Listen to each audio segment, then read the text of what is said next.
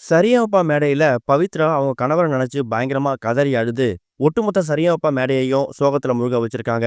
இந்த ஒரு விஷயம் இப்ப ரசிகர் மத்தியில அதிர்ச்சிய ஏற்படுத்தியிருக்குது. சரிகமபா சீனியர் சீசன் 5ல பல போட்டியாளர்கள் கலந்துக்கிட்டாலும், அதுல கவனிக்கப்படக்கூடிய பல பேர் மத்தியில இடம் பிடிச்ச ஒரு போட்டியாளர் தான் கடலூர் மாவட்டத்த சேர்ந்த பவித்ரா.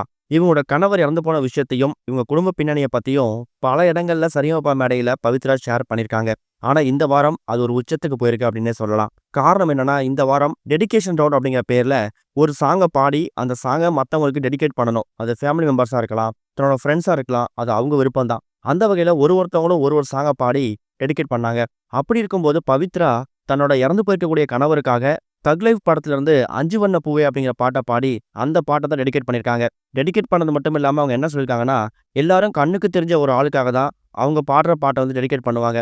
ஆனா என் கதை வேற மாதிரி. கண்ணுக்கு தெரியாத, உருவம் இல்லாத, இறந்து போன என் கணவருக்காக தான் இந்த ஒரு பாடல நான் பாடுறேன். நான் பாடி மேடைகள்ல வந்து பெரிய கச்சேரிகள் பண்ணணும் அப்படிங்கிறது என் கணவரோட ஆசை. அதுக்காக தான் இப்ப நான் வந்திருக்கேன். இந்த அளவுக்கு பேரு புகழ் வாங்கக்கூடிய அந்த நேரங்கள்ல அவர் இல்ல அப்படின்னு நினைக்கும்போது மனசுக்கு ரொம்ப கஷ்டமா இருக்கு அப்படிங்கிற மாரியும், குருவி கூடு மாரி ரொம்ப சந்தோஷமா வாழ்ந்து வந்த குடும்பம் எங்களுது. ஆனா இப்ப அது சிதைஞ்சு போயிடுச்சு. என் கணவர் எனக்கு திரும்ப வேணும்னு சொல்லிட்டு சரிகமபா மேடையிலேயே அவங்க பயங்கரமா கதறி கதறி அழுத வீடியோ இப்ப சோசியல் மீடியா ஃபுல்லா ரொம்ப வைரலா பரவ ஆரம்பிச்சிருக்குது. அவங்களோட அந்த ஒரு எமோஷனலான மூவ்மெண்ட்ட பார்த்துட்டு ஜட்ஜஸா இருக்கக்கூடிய சைந்தவியா இருக்கட்டும், சிங்கர் ஸ்ரீனிவாசா இருக்கட்டும், இவங்கலாம் என்ன பண்றதுன்னே தெரியாம பயங்கரமா ஸ்டேஜ்க்கு போயிட்டு பவித்ராவ ஹக் பண்ணி ஆறுதல் சொல்ல ஆரம்பிச்சுட்டாங்க. பக்கத்துல நின்னுட்டு இருந்த விஜே அர்ச்சனாவும் பவித்ராவுக்கு கட்டி அணைச்சு ஆறுதல் தெரிவிச்சிருக்காங்க. உண்மையாவே பவித்ராவோட அந்த ஒரு நிலைமை அப்படிங்கிறது ரொம்ப கொடூரமானது தான். அவங்க சொல்ற மாதிரி கண்ணுக்கு தெரிஞ்ச ஒரு ஆளுக்கு சாங்க டெடிகேட் பண்ணி அவங்க அத பார்த்து ரசிக்கிறது வேற. இறந்து போயிருக்கக்கூடிய ஒரு நபருக்காக சாங்க டெடிகேட் பண்ணி, அது மூலமா வரக்கூடிய ஒரு சோகம் அப்படிங்கிறது கண்டிப்பா பவித்ராவ ரொம்பவே தாக்கியிருக்கு. அதோட வெளிப்பாடா தான் அவங்க சரிகமபா மேடையிலேயே பேச முடியாம திணறி திணறி அழ ஆரம்பிச்சுட்டாங்க.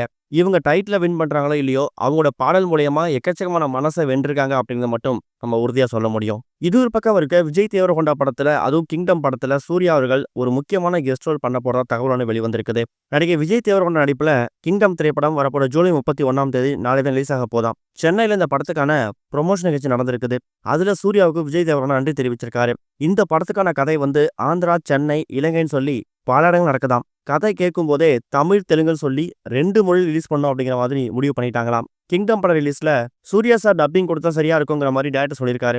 ஆரம்பத்துல அவங்கள்ட்ட கேட்கறதுக்கு தயங்கியிருக்காங்க. ஆனா அதுக்கப்புறம் அண்ணா எனக்கு ஒரு உதவின்னு தயங்கியபடி டீசருக்கு நீங்க தான் குரல் கொடுக்கணுங்கிற மாதிரி கேட்டிருக்காராம். அதுக்கு சூர்யாவும் உடனே ஓகே சொல்லிட்டாராம். அதனால அவருக்கு ஒரு மிகப்பெரிய நன்றிங்கிற மாதிரி தான் விஜய் தேவரகொண்டா அவர்கள் அந்த விழா மேடையில பேசியிருக்காரு. இது மூலியமா தமிழ்ல ரிலீஸ் ஆக போற கிங்டம் படத்துக்கான அந்த டீசர்ல சூர்யாவோட டப்பிங் வரப்போகுது அப்படிங்கிறது கன்ஃபார்ம் ஆயிருக்கு.